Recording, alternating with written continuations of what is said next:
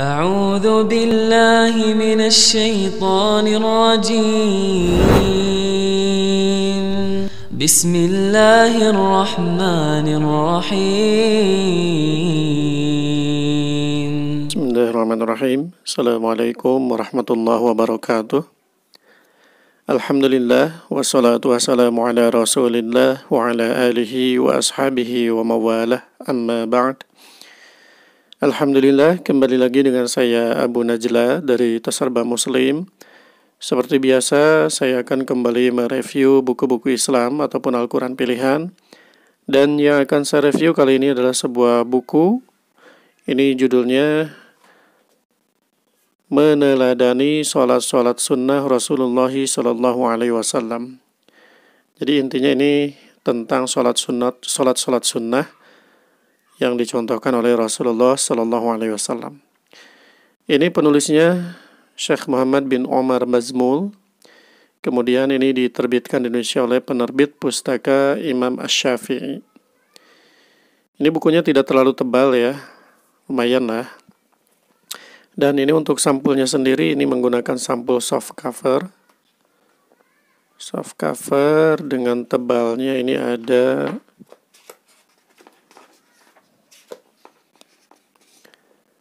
273 halaman ya, total sampai terakhir.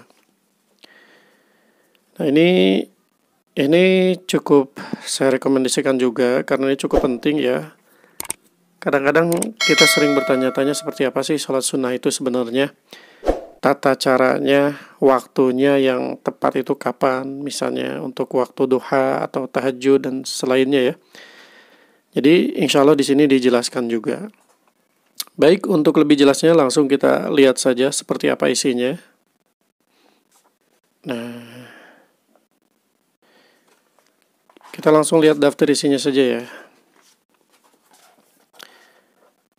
Nah ini di daftar isi, yang pertama ada pengantar penerbit, kemudian daftar isi, kemudian pengantar cetakan keempat, kemudian ada pendahuluan, kemudian sholat tatawu.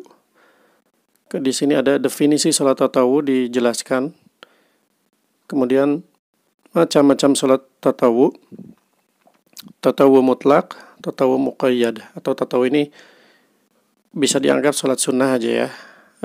Jadi ini tatawu itu tambahan, sholat tambahan dari sholat fardu yang wajib ya, sholat 5 waktu itu.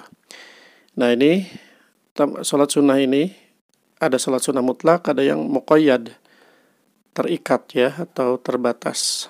Kemudian di sini ada dijelaskan juga tentang keutamaan sholat tatawu. Kemudian di sini sholat sunnah rawatib. Yang pertama di sini ada keutamaan sholat sunnah rawatib, tata cara dan hukum sholat sunnah rawatib.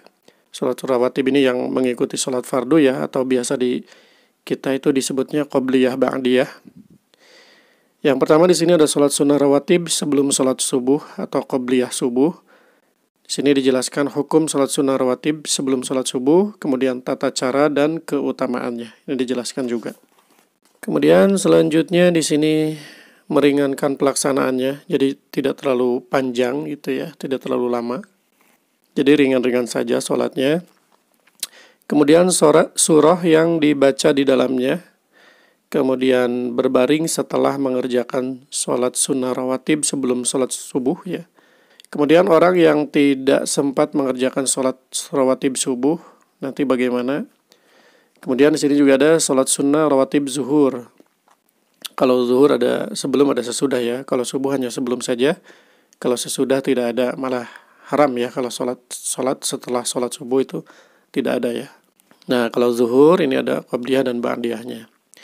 Hukumnya, tata cara dan keutamaannya, orang yang tidak sempat mengerjakan sholat sunnah 4 rakaat sebelum sholat zuhur. Orang yang tertinggal mengerjakan sholat sunnah rawatib setelah sholat zuhur. Kemudian sholat sunnah rawatib asar ya, hukumnya, keutamaannya, tata cara pelaksanaannya. Ini ada yang mengatakan tidak masuk rawatib ya, tapi juga ada yang mengatakan rawatib. Ini sebelum ya. Kemudian sholat sunnah rawatib maghrib, ba'diyah maghrib. Hukumnya, tata cara dan keutamaannya, sholat rawatib maghrib dikerjakan di rumah. Kemudian sholat sunnah rawatib Isya, hukumnya, tata cara dan keutamaannya. Kemudian di sini sholat malam dan sholat witir, keutamaan sholat malam dan sholat witir, kemudian hukum sholat malam dan sholat witir. Kemudian waktunya, ya, ini awal dan akhir waktu sholat malam dan witir. Kemudian di sini ada jumlah rakaat dan tata cara sholat malam dan witir. Ada yang 2 rakaat dengan 1 witir. Kemudian ada yang sholat witir dengan 1 rakaat, ada yang 3 rakaat, 5 rakaat, 7 rakaat, 9 rakaat, dan 11 rakaat. Kemudian bacaan dalam sholat witir, kunut dalam sholat witir, hukum kunut dalam sholat witir, waktu kunut dalam sholat witir, doa kunut dalam sholat witir. Kemudian selanjutnya di sini orang yang tertidur atau lupa sehingga tidak mengerjakan sholat malam dan witir. Karena witir ini hampir wajib ya hukumnya. Jadi kalau bisa ini jangan sampai ditinggalkan. Walaupun tidak ada yang tidak wajib ya, walaupun ini sunnah, tapi levelnya ini sangat dianjurkan ya. Kemudian disyariatkan sholat malam berjamaah pada bulan Ramadan. Ini tarawih ya. Kemudian tidak ada 2 salam, tidak ada 2 sholat witir dalam 1 malam. Jadi kalau misalnya seandainya teman-teman sekarang sholat sunnah tarawih, kemudian sampai selesai dan witir, nanti pas sahur mau sholat sunnah tahajud misalnya ya, itu walaupun berbeda pendapat, tapi saya mengambil pendapat yang membolehkan untuk tahajud lagi atau sholat malam lagi, tapi tidak witir lagi gitu ya, tidak, jadi hanya witirnya yang semalam aja yang tarawihan itu ya. Tapi malamnya hanya sholat tahajud saja. Kemudian disyariatkan sholat malam berjamaah, ini udah. Kemudian ringkasan tata cara pelaksanaan sholat malam dan sholat witir. Selanjutnya di sini ada sholat isyraq. Isyraq ini juga berbeda pendapat ya. Sebagian ulama mengatakan bahwa isyraq itu masuk ke duha ya, termasuk sholat duha, tapi di awal waktu. Tapi sebagian lagi ini berbeda katanya.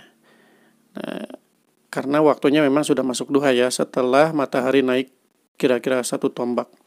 Kemudian sholat sunnah duha, di sini ada keutamaannya, hukumnya, waktunya, jumlah rakaatnya, dan tata caranya.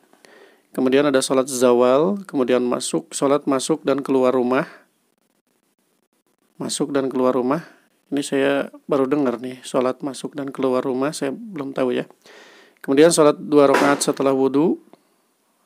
Kemudian sholat tahiyatul masjid. Hukum sholat tahiyatul masjid pada Masjidil Haram.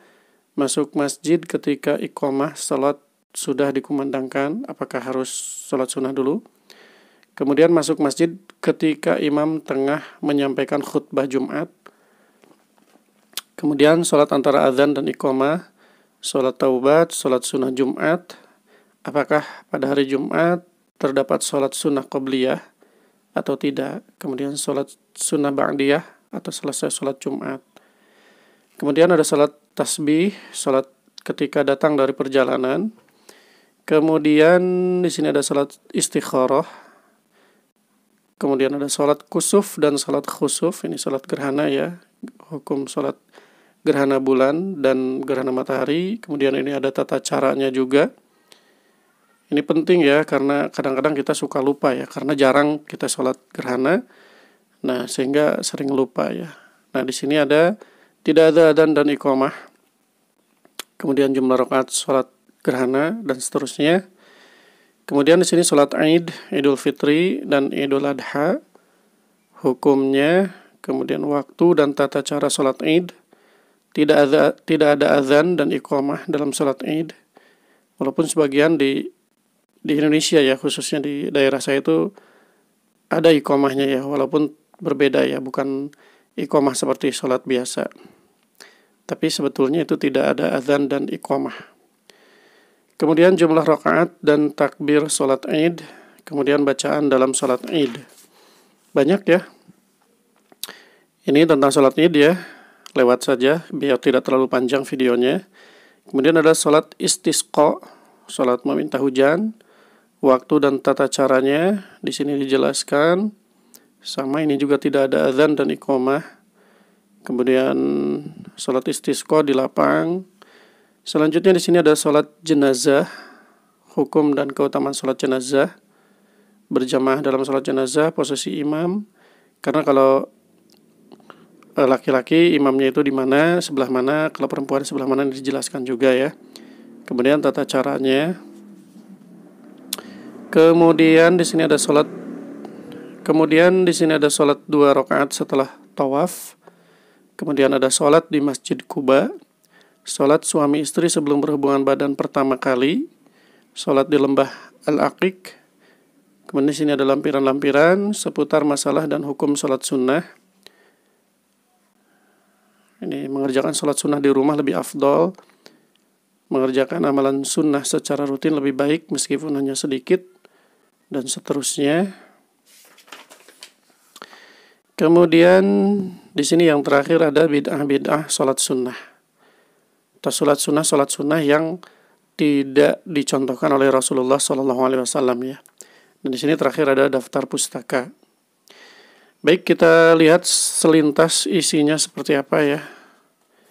Nah, ini tentang sholat sunnah rawatib, keutamaannya. Ini ada hadis Rasulullah SAW.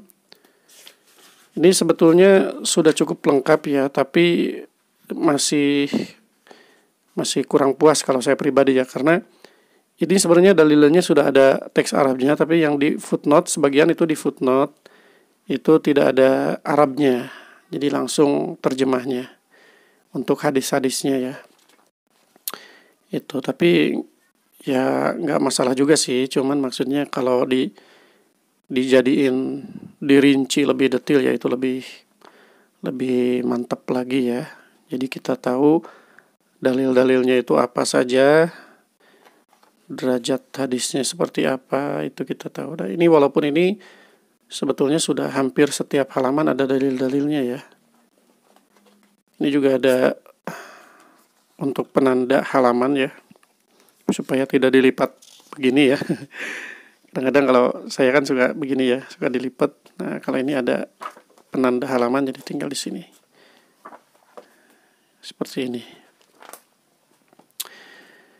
Ya, mungkin itu saja ya yang bisa saya sampaikan untuk video kali ini. Jadi ini sangat recommended ya. Kalau yang teman-teman yang ingin memperdalam lagi tentang sholat sunnah. Karena kita kan sebelum melaksanakan suatu amalan dianjurkan untuk mempelajarinya terlebih dahulu, mencari ilmunya terlebih dahulu. Jangan sampai kita melaksanakan suatu amalan tapi kita tidak tahu ilmunya, tata caranya tidak tahu, waktunya kita tidak tahu. Jadi kita harus pelajari dulu, dan salah satu medianya, walaupun memang yang buku ini hanya pendukung ya, banyak yang komplain gitu, suka komen belajar itu harus sama guru. Ya betul ya, memang belajar yang terbaik itu harus sama guru ya, ada pembimbingnya. Tapi kalau orang kan tidak semuanya punya waktu luang sama ya. Ada mungkin yang sibuk bekerja, ada yang tidak bertepatan waktunya misalnya ya. Seperti saya juga kadang-kadang suka susah untuk mencari waktu yang pas lagi luang, tidak ada jadwal misalnya kajian, pas lagi ada jadwal sayanya lagi sibuk. Kadang-kadang memang seperti itu ya. Walaupun ya kita usahakan mencari jadwal-jadwal kajian-kajian yang bisa kita hadiri ya secara rutin, duduk di majelis bersama seorang guru atau ulama ya. Tapi tidak ada salahnya kita belajar dari buku juga. Ini sebagai panduan daripada tidak belajar sama sekali ya.